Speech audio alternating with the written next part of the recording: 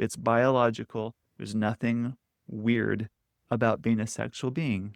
And we're scared of our sexuality sometimes too much because it could be indulgent. But it doesn't mean it has to be indulgent. It can be very elevating instead. Before we begin this episode, I want to tell you that next week we begin our next cohort for a men's and women's small group coaching program, and there's still time to join if you want to.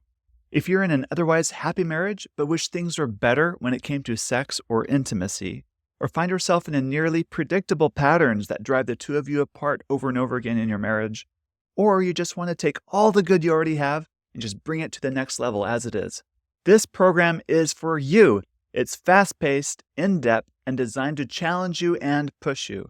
It's limited to just a small group of men or women, and the next cohort won't start until the fall, so now's the time to get a jump on this opportunity. Links to the program are on my website at getyourmarriageon.com, or check out the links in the show notes for more details. Now, I read an excellent book a few years ago. It's for parents talking to their kids about sex. There was a chapter towards the end of the book titled Honeymoon Horror Stories, which really caught my eye and changed the way I think about the importance of getting and teaching our next generation a solid sex education. As part of their research for the book, the authors collected many true stories of Christian couples about their struggles with their first experiences with sex and other sexual struggles earlier in their marriage. As I read these sad stories, I realized many of these heartbreaking experiences could have been avoided or minimized if we just had a better sexual education or worked to dispel the role that shame has, especially in discussing sexual concerns with one's spouse. Newlywed or not, perhaps you have a quote-unquote horror story of your own from your past, or one that you're working through right now. So today, I want to help you get through to your next level in your marriage by discussing a few solid principles regarding healthy sexuality. If you know someone that's soon to be married also, this would be an excellent resource to share with the soon-to-be bride and groom as well. My guest today prefers to remain anonymous, so I've changed her name and removed any identifying details, but she was amazing. She interviewed me for a special project she's doing for her church to help educate and strengthen the next generation of soon-to-be married couples. Isn't that noble? So she graciously allowed me to use portions of our interview for this podcast episode. By the way, later on in the episode, we're going to refer to the 5 phases of a sexual relationship, which might seem out of context if you're new to this podcast. So I recommend you go listen to podcast episode number 224, which we released just a couple months ago, where we discuss this principle in depth. It's a good episode to listen to and review also. All right. Let's talk about some fun and juicy topics about healthy married sex education. Awesome. Thank you. Yeah. So as I mentioned, I reached out to our Catholic church where we go to ask if I could share some of this kind of material. So I'm so glad to be able to bring something from someone who is Christian, but also has thought a lot about this, because I don't think there's a lot of people who've thought about it coming into these programs. So Well, thank you. Thank you very much. It's about really helping people find the goodness, the joy, the freedom, the peace.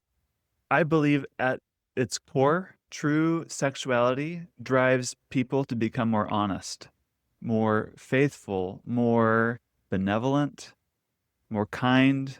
It inspires virtue. Like true sexuality drives us to become more godly in our walk. So I think that's what it's all intended to be. that's fantastic. And I'm starting to realize that now that I'm paying more attention. I've been hmm reading David Schnarch's book and realizing oh, the smallest little interactions and maneuvers bring out all of this questions about your integrity and what are you scared of in the reaction and all this. Yeah, it's there in the smallest interactions if you Yes. pay attention, and it Yes, can absolutely. grow your virtue that way. Yep, that's right.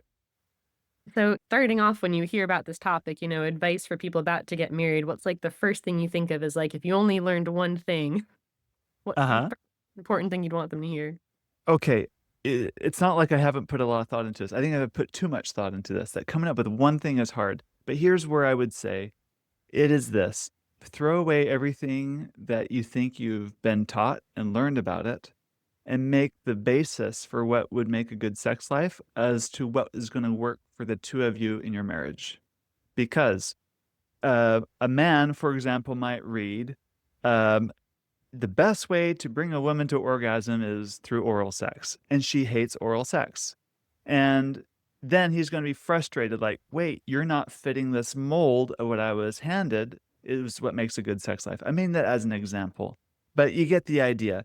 We have these ideas, take the good, but remember the ultimate source of how to build a great relationship, a great sexual relationship with your spouse, is for the two of you to figure out, because you two are going to be very unique. Your own sexuality, what you find erotically interesting, is unique as your fingerprints. Like there's no one else like you that has that same interest. Same with your spouse. And you're trying to merge these two different personalities, two different worldviews, two different upbringings into one to create a true marriage, a true union.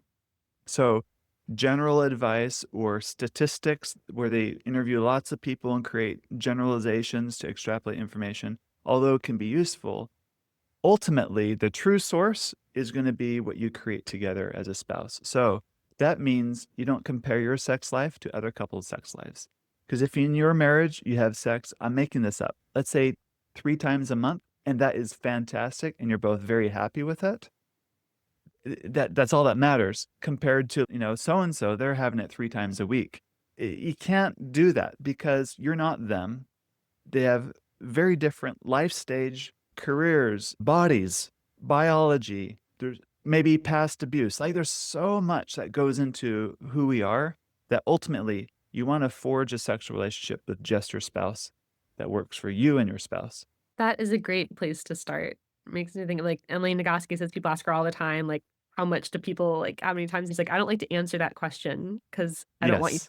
thinking about that information because you're gonna use it to judge yourselves and, like, don't." It's good Yeah.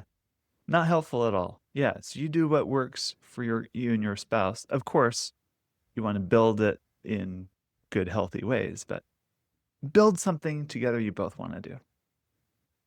that is a great place to start off. So, in the 6-month window before the wedding takes place, what are some things the couple can do individually or together that would be helpful for, after the wedding? All Whether right. talking about anatomy or talking about meanings, what do you think? Mhm. So I'm reading your notes, and you talk about like books like Come As You Are by Dr. Emily Nagoski. That's a great book, and there's other really good resources like that too. I would recommend at this phase sticking to something that's going to be more scientifically sound, medically sound. You're going to find in this space a lot of people have an opinion. There's lots of opinions, but at this phase, you kind of want to start with facts. What are some facts? So, for example, that's a good book. There are many others too. That being said, there's also going to be a lot of books that might you might disagree with, or advice that's going to be kind of different. So, understanding that it's like a buffet. Take what works for you, and you can leave the rest. And second is I think a lot of couples 6 months towards marriage, there's going to be a sense of overwhelm. Like, I have to digest and understand all of this in that time. And if you're coming towards understand your sexual relationship with your future spouse or yourself with a sense of overwhelm, I think it's going to have a negative effect on your enjoyment of this wonderful part of your relationship. So don't do anything if it's going to cause more overwhelm. So like scale it back a little bit. Okay. Next thing is very difficult advice, and that is learn how to talk about sex before your sexual relationship. There's a story of a couple. They didn't talk about it before. Now they're on their honeymoon and they get to experience their first sexual experiences together. And there's so much disappointments on both sides because of they just didn't talk about it. He had an expectation, she had an expectation, but they felt this taboo nature of talking about what things are going to be. So in this particular story, the husband just they're so excited. They're so excited. It's going to be they've been looking forward to this time for so long. And he thought she would do this particular sexual act on him, something he's been daydreaming about for years, right? All his buddies tell him how good it is and everything. And so he requests it. And she is so disgusted and turned off by this thing that he wants her to do sexually. And he freaks out. It's like, oh no, what did I just do? I don't want her to think I'm some deviant or something like I'm this horrible sex monster or whatever. In the end, I didn't talk about it. So learning how to talk about it. And it's completely fine to have an adult conversation about your viewpoints on sex, what you think. Understand too, and give yourself some grace here, because chances are both of you have little experience or no experience having a sexual relationship and how to build a good one. So a lot of what you're going to talk about is going to be a lot of conjecture. I think it's going to be this. Like, for example, husbands and brides to be might talk about how often should we be having sex? And she might say, well, of course, every day. I think that sounds wonderful. And it's like, yeah, you're right. Every day does sound great, but you have nothing to base it on, right? And then when the realities of life set in and you're not having sex every day, I'm just using this as an example. You can't turn to that, but you said, before we're married that we'd be having sex every day. Just understand that there's things as humans, things we know we don't know, and things we don't know that we don't know. And how to build a sexual relationship, a lot falls in the things we don't know category, because we haven't experienced it yet. We haven't lived it yet. We haven't faced the challenges that are upcoming because you can't anticipate those yet. So give yourself a lot of grace for the things you don't know. My next bit of advice, let me just say it this way. I'm going to talk about orgasm for a moment. Orgasm is an important part of a sexual relationship, but it's not the only important thing about a sexual relationship. There are so many things that are important about a sexual relationship. Generally speaking, men orgasm much easier, more naturally, just because of anatomy, testosterone, biology. Boys can't help but touch themselves, even as a little boy when they use the bathroom. There's a very strong body-brain connection when it comes to this part of their body. And in contrast, a lot of women, their genitals are more internal, not external. So touching themselves in a pleasurable way for many women isn't intuitive like it is for a man. Understanding how bodies work and how sexual pleasure works for each individual is going to be a little bit unique, but generally speaking, men are faster compared to women. 6 minutes on average for a man, 30 minutes on average for a woman of stimulation to reach orgasm. So if you don't have that model understood going into building a sexual relationship, and 10 minutes into your sexual encounter, you feel frustrated with yourself that she hasn't orgasmed yet, you think something's wrong with you. Well, nothing has gone wrong. It's just you don't understand the facts yet. So my own daughter, before she gets married, I would invite her and counsel her to learn how her body works and for her to learn how to give herself an orgasm before her sexual experience with her husband, not as a way of self stimulation or masturbation out of an indulgent energy, but really out of a self body learning energy.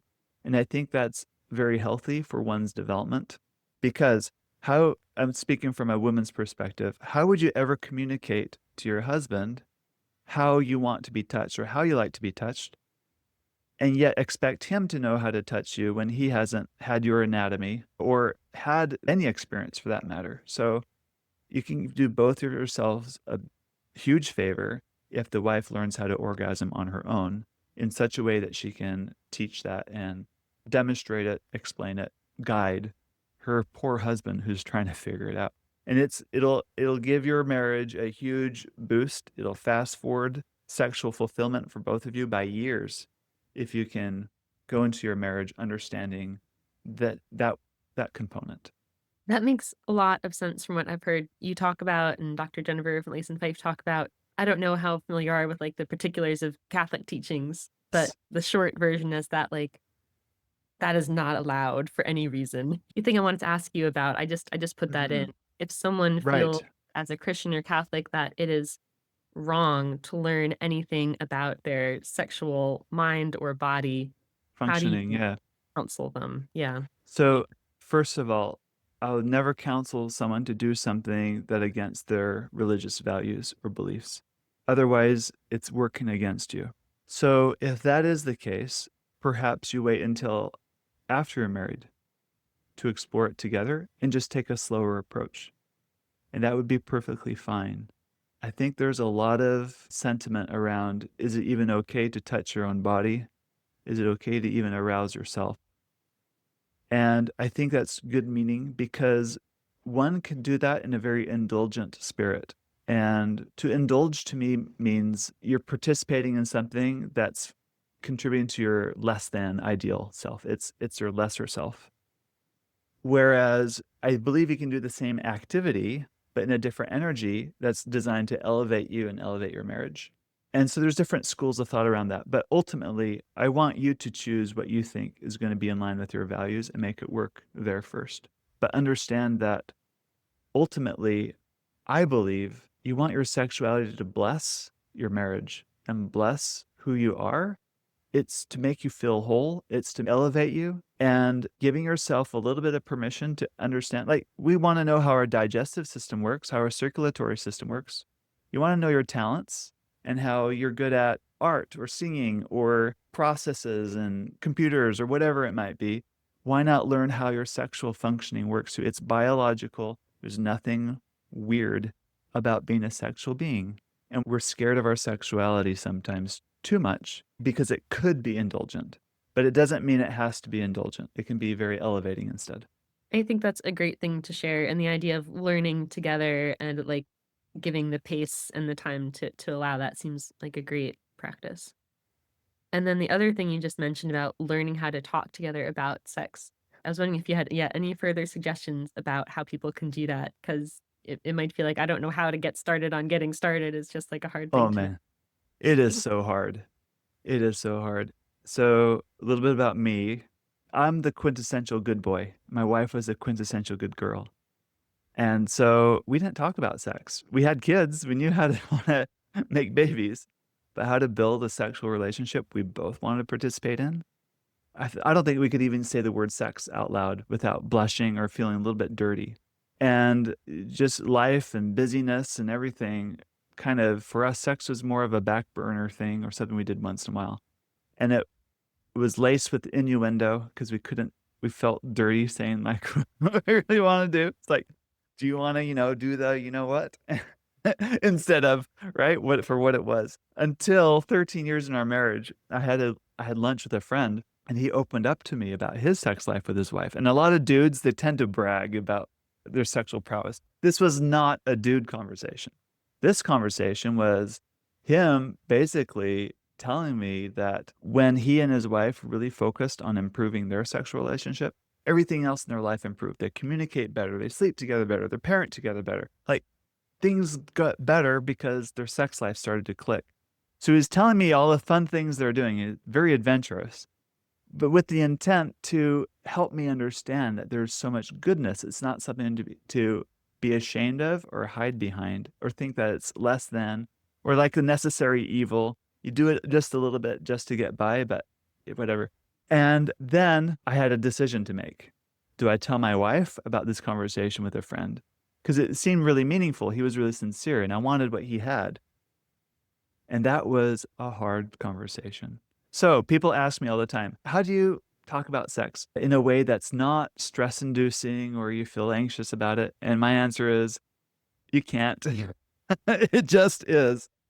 But you learn how to get over the anxiety of it. You learn how to get over the nerves of it. You learn how to like, yes, I do feel nervous. I do feel anxious talking about it.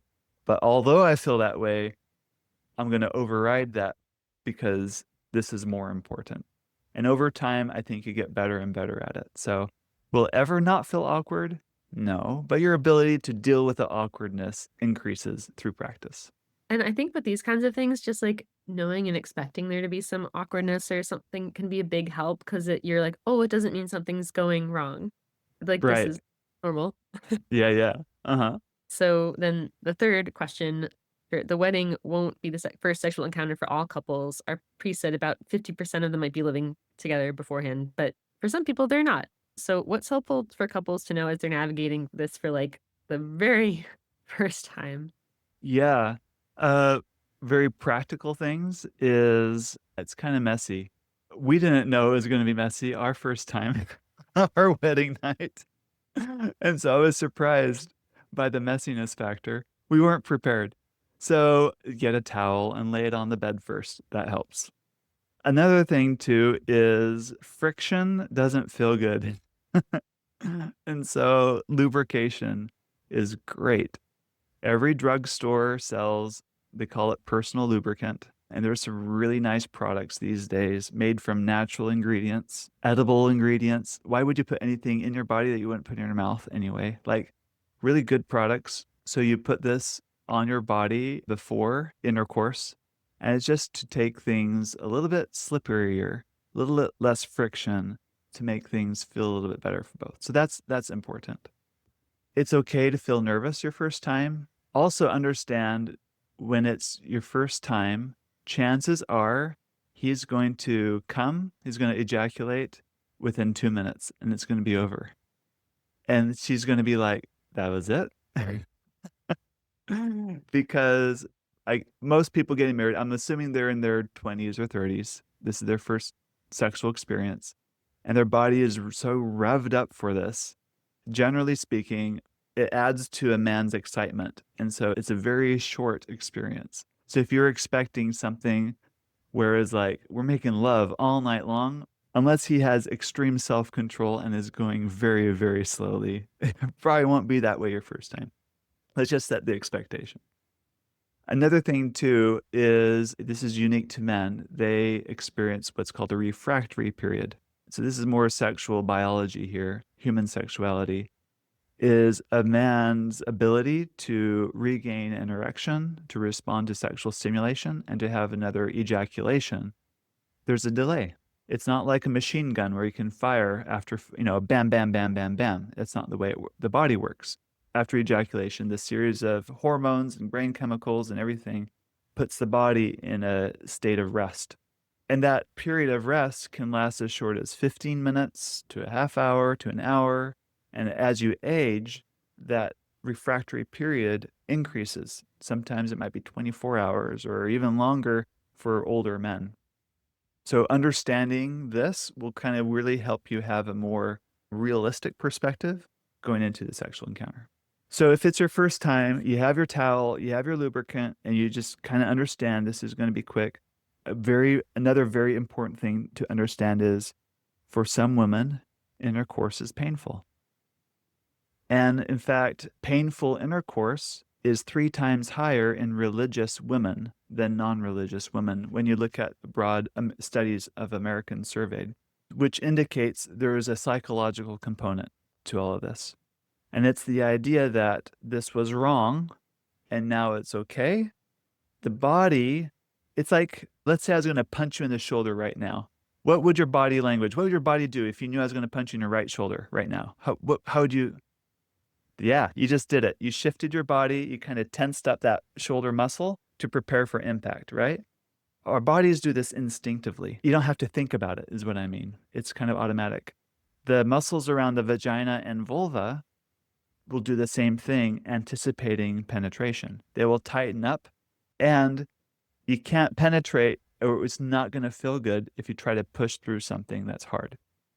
So, if you are finding yourself in a situation, this is your first time, and but it's involuntary, right? You can't just will your muscles to relax easily. It's not that easy. Understand that nothing has gone wrong with you. You're not broken. It doesn't mean it's great, but this is a common response that many women experience. It's painful intercourse. So there are many therapies designed to help you with this. A lot of them are actually breathing techniques where you actually learn how to relax those muscles. And you basically retrain your muscles and your body that this is okay and this is safe. Now, because it's a training process, this is okay. If you try to force it, even though you're tight and it's painful, you can actually your body is reinforcing the idea that this is not safe and it's counterproductive. So I highly recommend that couples be open to that. We're going to try intercourse, but it may not work for us if this happens. So we have a plan B or a plan C and just commit to each other. We love each other no matter what. We're going to figure this out, even if it takes a few years or months, however long it'll take. We're committed to each other. We'll figure this out. This is going to take a lot of patience on both sides if that happens. One last tip. is, generally speaking, couples that make the focus of her pleasure first and then his, that kind of a pattern. They call it she comes first, right? It's very chivalrous. That applied to the bedroom is generally best for couples, primarily because biologically women take longer to get aroused and to orgasm. Men are shorter. So if you prioritize her pleasure first, then his second, that usually becomes a great pattern for couples to go. So your very first encounter, slow down. You might feel nervous. Take your time and just go slow and enjoy her. Last thing I want to mention. Okay, I said that last time. So another last thing I want to mention. If you don't have a solid sexual education, like I didn't have a great solid sexual education, this might be a surprise, but the woman's sexual center is not her vagina. A lot of men think that because a lot of our sex education in school and society is very male centric. And you hear phrases like men have a penis and women have a vagina. And it's very true, women do have a vagina. But when we say that, we think the equivalent of a penis is a vagina. And that's not completely accurate. Her sexual center is an organ called a clitoris.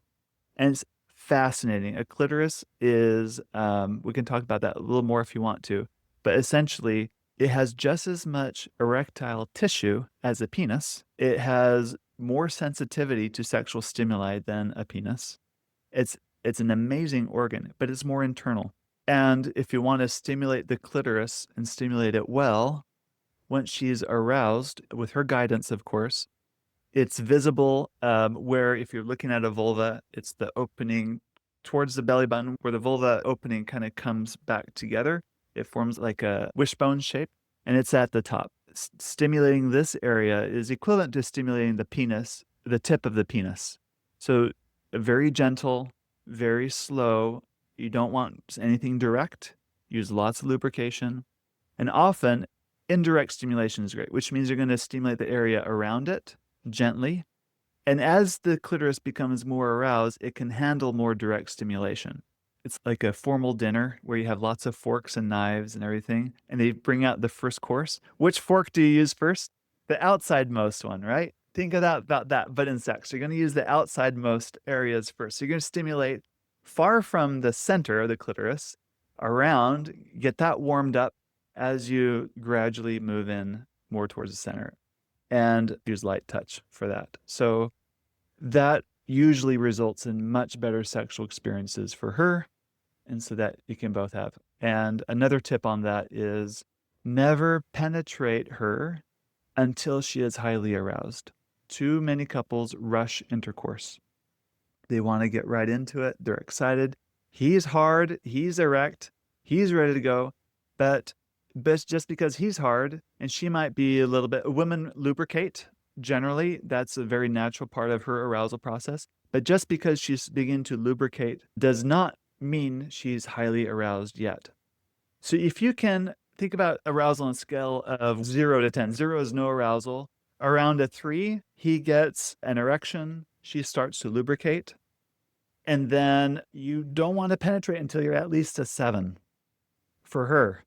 He might be at a 7 for a very long time. It might feel like way long, but don't go in yet until she's at a 7. And the reason is, as her body gets more aroused and that clitoral structure that I mentioned fills with blood, it gets more engorged. That internal structure forms like a cuff. Think of like an air pressure cuff that they put to get your vitals when you go to a doctor's visit, right? It forms a cuff around the vagina. And as that gets more aroused and starts to swell, then when the penis finally enters her vagina, the penis actually helps stimulate the backside of the clitoris. So penetration is more pleasurable for her. So delay penetration until she absolutely cannot wait for you to come in. And she's begging for you to please come in. That's the time finally to penetrate. Don't rush penetration. It's so unbelievably helpful. Like, I'm so glad to have this. This is so helpful. That's perfect.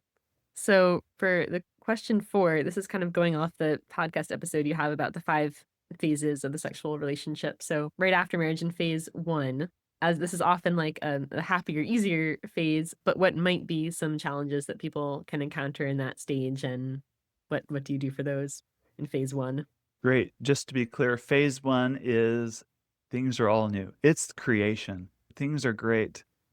Usually lasts a year, 18 months, 2 years. Things tend to come easy. And it's, I think, by divine design, things come easy. At the beginning of any new project that you do, any creative project, there's an enormous amount of creative energy at the beginning, right? You feel like you can stay up late at night if you need to get things done, especially in the beginning phases. So creating a new marriage, a new union of two souls coming together, it's no different. There's a tremendous amount of creative energy. So capitalize on that. This is a great time to soak in as much and utilize that as much as you can. But it's not meant to last. It's meant to break down on purpose by divine design, in my opinion, because as it breaks down and as you get into the next phases, there's certain lessons, spiritual lessons that are for you to learn that you wouldn't have learned if you only had the creation. I kind of liken it to the Garden of Eden, which we kind of idolize. Adam and Eve, food's given to them. They don't have to work for it. There's no thorns, no weeds. Everything is so easy. They're in a state of bliss and innocence. But guess what? There was no opposition. There wasn't any challenges. So ultimately, it didn't provide for their ultimate growth. That's why they were given a choice, right? You know, with the fruit, and Satan tempted them, and we have that whole story too. But I think it's remember we kind of idolize this honeymoon phase, and I want you to know that it's wonderful and great, but better things are to come. Just because you left the Garden of Eden doesn't mean you're lost, right? There's so much goodness for you out there still to elevate you through all this. So that's one particular way to kind of think about that. Yes, Let's- I would like your answer on phase 2, like what you call like the sweatpants phase when there's kind of yeah, let's talk about sweatpants phase. what All that right. is, if the challenges there. Uh-huh. Phase 2 is the sweatpants phase. This is when you're like, what initially attracted you to your spouse, you'll find to be very annoying. For example, one thing I find very attractive about my wife is she's quiet, she's reserved, she's very introverted, she's mysterious. And that is so attractive to me. Like, oh, I want to know her because once I get to know her, she has this incredible depth to her. Between the two of us, she's also really laid back. I'm more of the type A, let's go, let's do, and she's more the laid back, which I find very attractive. Until we need to get to the airport on time, or until we need to go on stage and present, or until, right, all of a sudden those very things that I find attractive in her are now liabilities. But now that you're married for a while, you start to see, ah, these are things I don't like about you, and they are annoying. And so most people in the sweatpants phase, they try to change their spouse. If only you were more like me. If only you're more on time. If only you're a little more organized. If only you're more outgoing, or whatever it might be. We try to change each other. And what that all that does is drive each other apart even more. And sexually, this shows up too. This is where like, how come I'm always the one initiating? Not always, but frequently, right? How come you're not open to X, Y, or Z like I am? Generally speaking, men are more open to sexual novelty. That is fresh, new experiences, new positions, new locations, new techniques, whatever, than women are. I think there's a biological reason for that. But so they're like, how come you're not open to these things? How come you don't want to do those things? And she's like, what's wrong with the kind of sex we're having? Am I not good enough for you? So that's definitely the sweatpants phase. And part of this phase too is you kind of create rhythms, and you create a routine.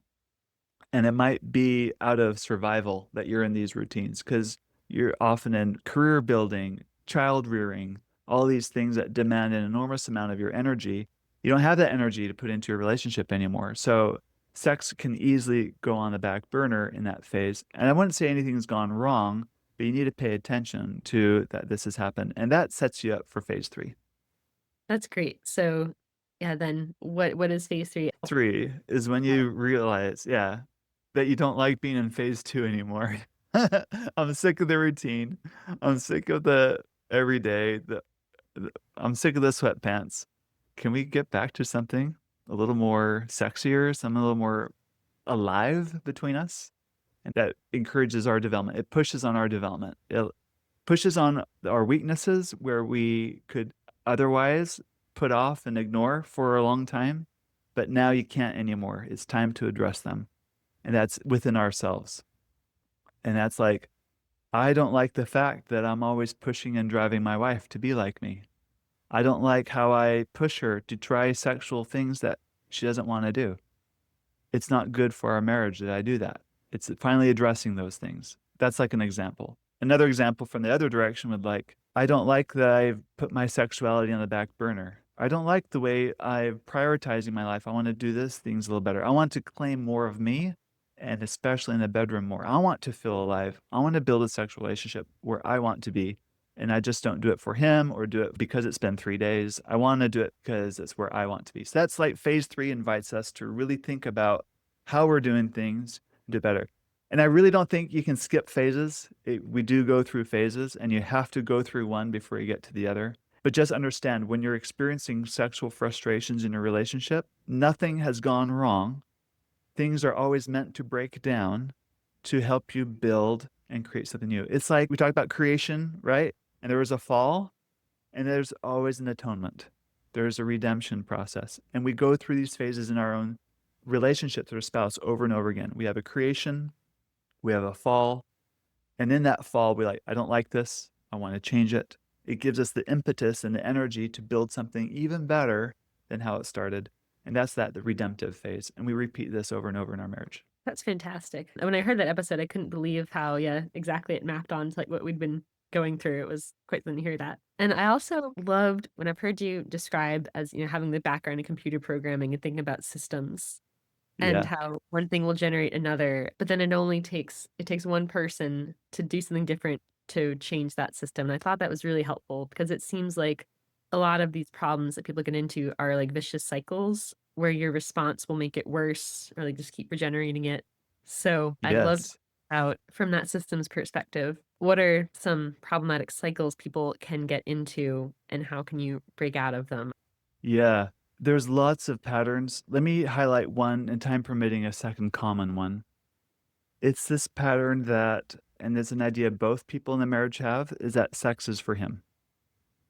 And when you have a marriage where they think sex is really for the husband rather than something shared equally for both of them, this kind of a cycle happens. He wants sex, she resists because it feels like a duty. Who wants to do something? It's like another child needing it, right? And finally it builds up enough tension that she gives in. Yet the sex is hollow because it's lacking passion. She's like, here's my body, but you can't have my heart or my soul because I just need you to get off my back. And he feels a little condescended to, a little like, like, I'm just throwing you a bone. And now she feels like he owes her something because she put out for him. And so he feels like he can't win. And so the cycle then continues by him trying to win her favor so that he can have sex again with her. And then the cycle goes around and around. So this is one common pattern that we see. And it can look differently in different couples. That's like one example of a cycle. Cycles to me are like Ferris wheels, right? You get on one car and it just goes around and around and around. And all it takes is one person to do a move differently. Often we're in cycles because we're in reaction to what our spouse did. Spouse did something, I react by doing that. And they react to our reaction in a very predictable way. So it's a chain reaction of reaction, reaction, reaction. We pause just long enough to evaluate how we're going to respond instead of just automatically react. And that can make the biggest difference. So in this example, let's say I'm coaching the husband. I would help him see how he is contributing to having a low desire wife. Because he might think, if only my wife had the same sexual desire as I did, fix her, right? But he doesn't see that it's actually good judgment that she doesn't want to have sex with him. It's actually smart that she doesn't, because who wants to participate in a system where it feels so empty and hollow? So no wonder why she doesn't want to do that. So he needs to understand his behavior and his energy he's bringing where he is contributing to that cycle. And once he kind of understands that, it breaks that old pattern and they can set up a much healthier, virtuous cycle for both of them. Now, if I was coaching her in that, I would help her see how her participation, specifically in how she's treats sex like an obligation or a duty, kind of having that mindset, interferes with her ability to claim something that's always been hers, but relegated to someone else. And once she's a little more empowered and has her own voice in the matter, she can say to him, I love you and I want to have sex with you, but I don't want to have that kind of sex with you. That's not the kind of sexual relationship I want to participate in that I think would be good for me. It won't be good for us. I want to choose this differently. And that will completely change the system too in that relationship. That sounds great. And I know you mentioned one other. The other common pattern is validation seeking behavior in sex. And it is this idea, and I see this a lot in higher desire spouses. I'm going to use stereotypes again. If you look at the broad population, generally men have higher sexual interest than women, although in individual marriages, there's tons of variation. So if you're in a marriage where you're a woman with a higher desire for sex, I want to reassure you, first of all, nothing is wrong. You're not a freak. There's absolutely normal, and it's healthy. It's great.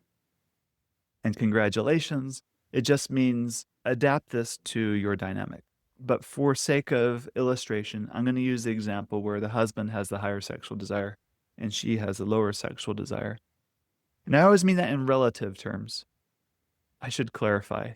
It's like saying I'm taller than my wife, but I could have married a woman who's taller than me. She could have married a man shorter than her. It's sexual desire is always relative to your spouse.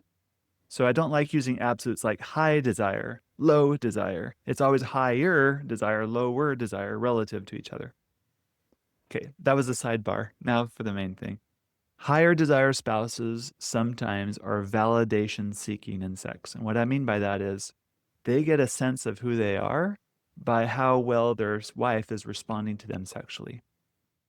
If I'm having a really bad day and a down day, and the one thing that would cheer me up is if my wife strolls in the bedroom with that really red hot lingerie and with that look on her face, like she is ready to have some fun with me, it would put me over the moon.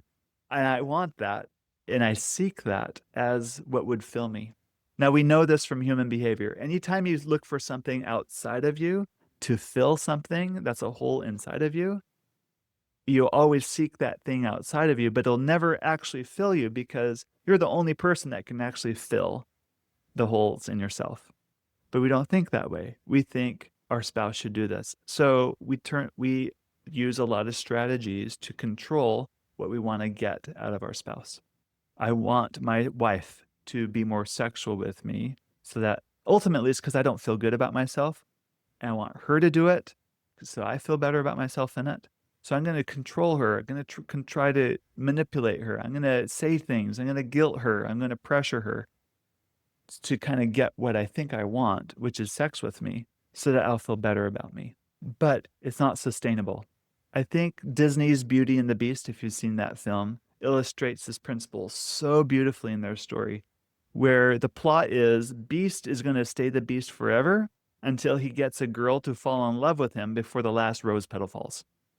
Belle comes into the castle after like years and years without guests. Everyone thinks this is it. This is the opportunity.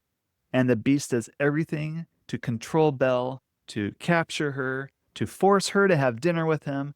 And he needs her to fall in love with him, right? So he's going to make her fall in love with him. And the story's beautiful because at the most critical moment, the last rose petal's about to fall, the Beast lets Belle go. And everyone's like, what are you doing? You can't do that, right? Because the Beast finally realized something about love. Unless it's freely chosen, it can't be freely given.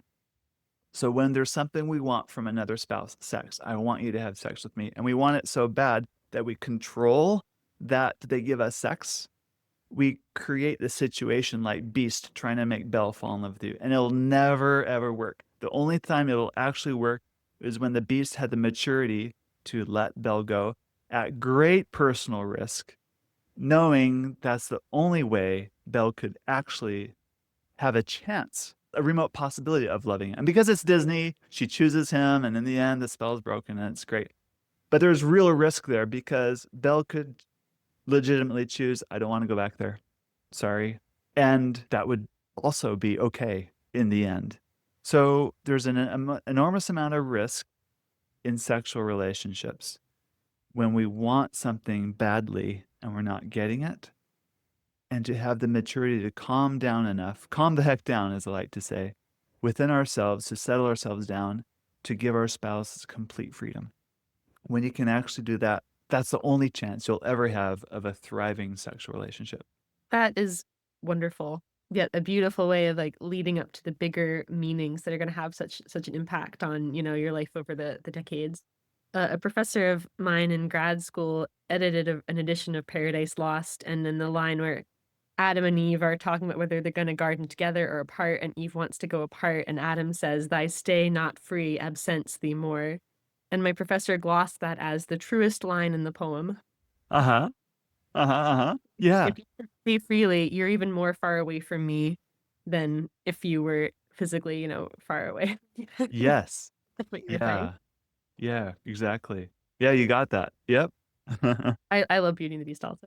Um, so then I think just a quick last thing to end on, because that's very, yeah, insightful that there's gonna be a lot of overwhelm for the couple in the 6 months before the wedding, lots of things to think about, but, like, why is it worth learning about this? Why isn't this just a process that happens naturally? Like, this is something that feels good, people like it, why doesn't it just happen? Why do we have to, like, learn about it and figure things out? And, like, why is it necessary and helpful to invest some time learning and, like, the kinds of things that you share?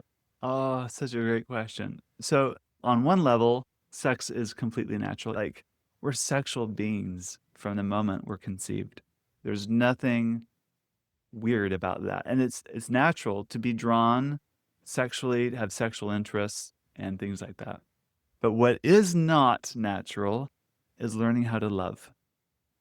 Learning how to love is something that takes a lifetime.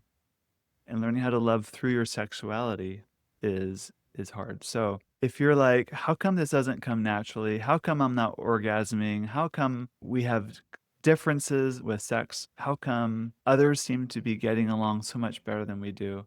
I want you to know that nothing has gone wrong. It's actually an invitation for you to dig a little deeper into your best, your more true self, and to draw that out. It's like going to a gym. We're not all born with big mega muscles and strength. We have resistance in life that gives us the impetus to grow stronger muscles. But we have a choice. We can choose your version of hard. I encourage you to choose a version of hard where you're going to address whatever sexual concerns or differences come up now, even though it's painful, because then you don't have to deal with the pain later in life. It's kind of like people who don't work out that much as they age, they don't have as much muscle mass. They're going to have a harder time in older age compared to like, you're going to pay for it one way or another later in life or now. I think of the two, I think even though it's painful, choose it now. But that's why it's not natural. I think everything is developmental. Learning how to love well is developmental. And we just do it day by day, experience by experience, challenge by challenge. And we can trust God in all of our challenges. I believe God, that none of this surprises him. It's all by divine design. And I I'm just grateful that at least my view of God is he is a God who is absolutely eager to bless. And the request to ask God in one form or another is like the most repeated command in the Bible. Like God wants us to ask. He's asking us to involve him in our life and to develop that relationship with him. And I think a good sexual relationship in many ways symbolizes, in a way, a good relationship with God too, in that it requires a great deal of humility, a great deal of trust, a great deal of patience. And all those are all calculated to build our faith and our hope and our charity towards each other. So enjoy it, enjoy sex, enjoy this great experience that's ahead of you, and build a sex life you both want to have. And do the work it takes duke it out between you if that's what it takes to get on the same page. And you might need help. Get professional help. Find an excellent marriage coach that's invested in your happiness, or a trusted friend who's going to speak wisdom into you, or find a great program if your church offers one. Take every resource you can, because this can literally be an enormous amount of joy and happiness in your relationship. One last thought on this is, we like to look for returns on our investment, right? Like in the stock market, for example, what will give me this return? I think nothing gives me the greatest return on happiness investment than the effort I put into my marriage and into my family. Nothing, no pay raise, no worldly acclaim can even come close to the joy that I have in my relationship with my wife and with my children. So invest in it. It's so worth it. So don't be surprised if it takes a little bit of effort, or if it's not comes naturally. These things are things we learn and grow in. This is so beautiful and also so concretely helpful. I'm very, very grateful for all of your insight and wisdom and your time, Dan. Great, thank you. What great questions you have. I hope those in your parish benefit a lot from this. Uh, the name of your program, It's called Pre-Canaan, Pre-Cleaner. Yeah, which is great because Canaan is the location where Jesus turned the water into wine. Isn't this fitting? It was a wedding feast, right? exactly. Yeah, that's And why it's called it. it's his first publicly recorded miracle in the New Testament, and this ability to transform, change Mm. something from one thing to another. I think God delights in changing people and changing our own hearts. Sex changes us. I think, I hope every time you have sex with your spouse, you walk away a little bit changed. You're a little bit better. You're a little bit closer to each other, that you're a little bit transformed, just a little bit more every single time. I hope that's your experience and your sexual experiences. Yeah, I'm so grateful for this positive note and then linking it to the spirituality too, because I don't think that's our strong suit. So I'm really glad to be able to offer people that also. Great. Thank you. Thank you for listening to this episode. Please share it, along with our apps Intimately Us and Just Between Us, with your married friends. I promise they will thank you for life. If you want a more meaningful sexual and intimate connection in your marriage, I invite you to check out my Get Your Marriage On program. Over 100 couples have said this program packs tremendous value and has helped their intimacy grow to the next level. Now, go get your marriage on.